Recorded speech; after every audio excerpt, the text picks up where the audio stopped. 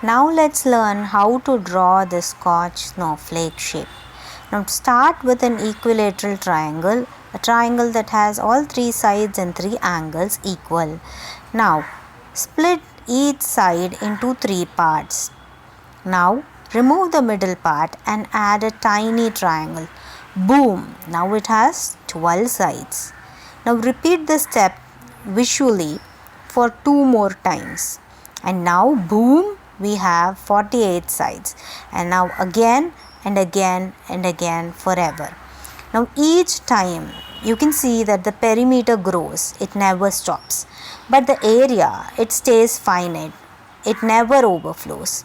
Infinite perimeter, finite area, that's the magic of Koch snowflake. Did you like this video? Please subscribe and support. Thank you.